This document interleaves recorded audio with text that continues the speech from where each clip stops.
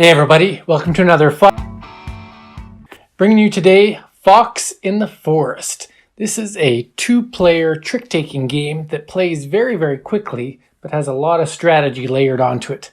So what's fun about it? Well, first of all, it is a fast two-player game. Some two-player games can feel tedious because it takes a long time to get through them. If you play a two-player game, it's nice to get it done in 20 to 30 minutes, sometimes less. So this lets you do that, but with a lot of strategy layered in. And I like that in two-player games. If you're playing a game that's 2 or 3 hours long, sometimes it can feel kind of sad when you lose after you invested so much time into it. So Fox in the Forest alleviates that while still making every decision you make meaningful.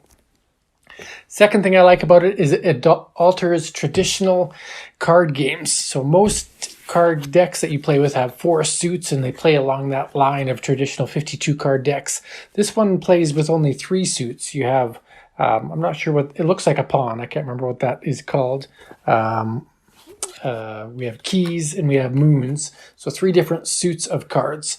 And they're only numbered 1 through 11 instead of the traditional 1 to 13. So it's kind of neat that you're playing with less suits and less cards, which means that you go through the deck more frequently and the variation isn't there as much. But there's a reason for that, because that means that you are more likely to know what your opponents have and what they're going to play and manage your own cards at the same time. So I really like that. And within the suits are different card images as well. So not only do you see the suits, but then there's special cards with card images, some nice art and theme to them.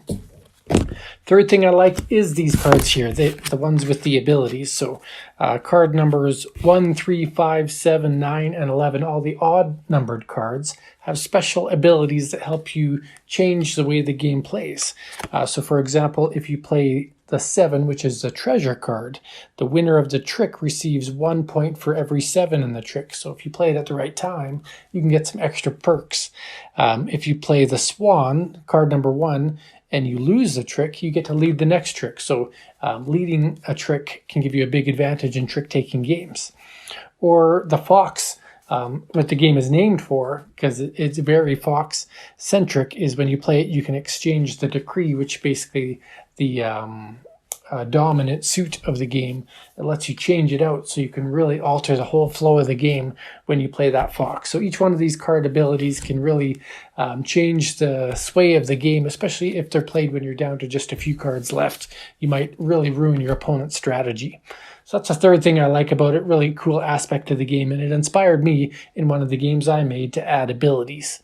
The next thing I like is the elegant theme in the art. So I already talked about the 3 suits, but within those suits are these odd number cards, and I'll flash them on the screen here, but it's a very kind of a humble fantasy theme to it, and each of the suits has a distinct coloring. So you can easily tell what they are, even though they have art on them. You can still easily tell what suit they are without having to check the icons. The purple, the blue, and the orange really shine out.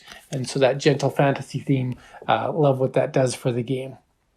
And then the last thing I think, and it's the thing I like the most about the game, is the scoring system. So it comes with a scoring reference card.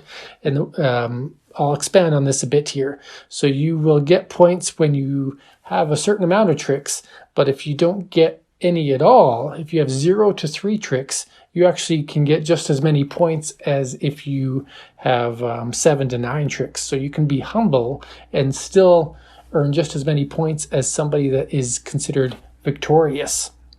And what's even more sneaky is if you are able to outwit your opponent and make them get too many tricks, 10 to 13, they're classified as greedy and they get no points.